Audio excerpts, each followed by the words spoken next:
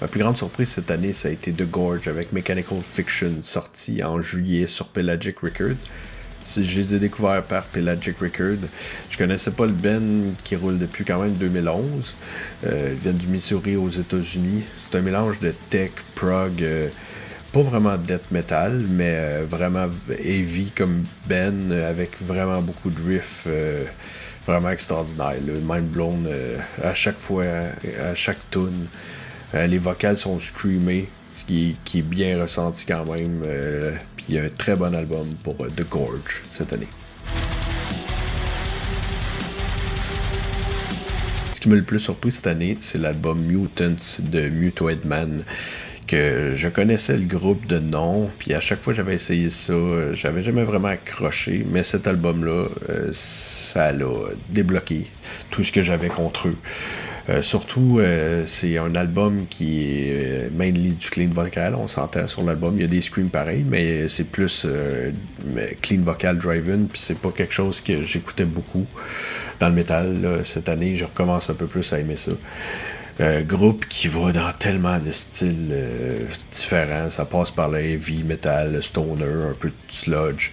Un gros homme punk, je trouve, dans l'album. Surtout dans la pièce qui ouvre l'album Call of the Void, qui est vraiment une de mes tunes préférées de l'année, que j'ai réécouté sur repeat, que je suis retourné écouter souvent.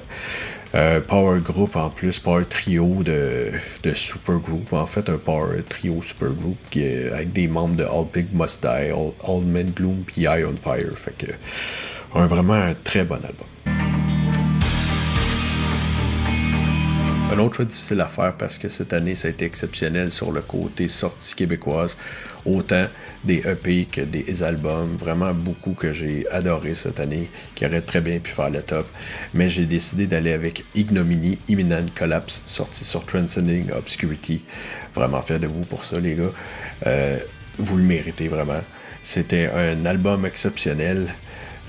Si vous aimez le dissonant death metal, mais même si vous commencez à aimer le dissonant death metal, je pense que ça pourrait être une bonne entrée parce que il y a tellement de variété dans l'album, ça respire, c'est pas comme il y a des albums de dissonant qui te lâcheront pas 2 secondes, mais eux autres sont capables d'aller dans des grooves vraiment intéressants, d'avoir du hook qui va te garder intéressé à l'album, qui va te donner le goût de réécouter, puis en show, ils sont capables de transmettre toute cette énergie-là de l'album, puis c'est incroyable. Donc, pour moi, mon choix est allé avec Ignominy. Bravo les gars. Ça n'a pas été un choix facile pour moi pour mon top 3 cette année parce que avant la sortie de mon top 1, j'avais vraiment un top 3 solidement ancré que je pensais pas qu'il bougerait. Donc, j'ai dû réécouter mon top 3, mon top 4 pour choisir et j'ai décidé d'aller avec Moonreich Hammer. Ou Hammer, je ne sais pas comment ils le prononcent. C'est un groupe de France qui viennent de Paris, qui sont à leur 5e album. Ils ont sorti 3 EP aussi. C'est un Black and Death qui fait penser un peu à du Hath ou un peu à du Dormant Ordeal côté intensité, je te dirais. Et c'est les hooks. Et les hooks qui me restent en tête après avoir écouté l'album. Ça me fait léviter, planer. J'ai vraiment eu du fun avec cet album-là. Et c'est pour ça que c'est mon top 3, Moonreich. Mon top 2 cette année, c'est Nothingness avec Supraliminal, sorti sur Everlasting Spew en janvier. C'était un de mes albums les plus anticipés depuis la sortie de leur album en 2019, qui était vraiment incroyable.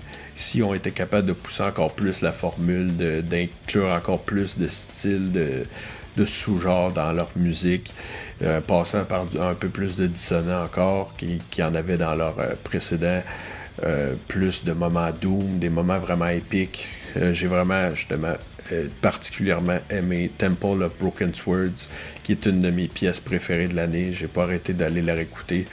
Je recommençais l'album à chaque fois à cette tonne-là, puis après ça, je recommençais l'album pour pouvoir tomber une deuxième fois dessus.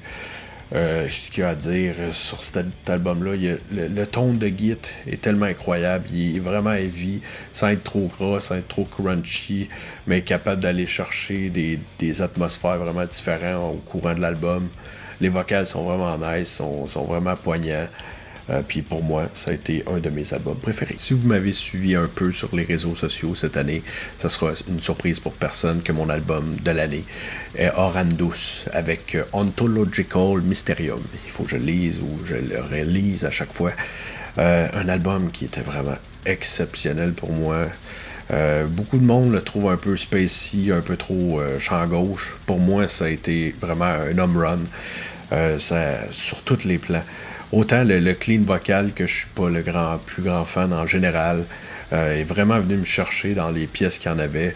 Le changement de toutes les tunes, ça avait pas de sens. Comment ils ont réussi à intégrer le côté prog de Idol dans leurs plus vieux sons comme Anarata, qui était vraiment un top de mes albums. Je les avais découverts avec Decibel, bien sûr, avec D6. Puis pour moi, ils ont réussi à topper tout ce qu'ils ont réussi à sortir jusqu'à là.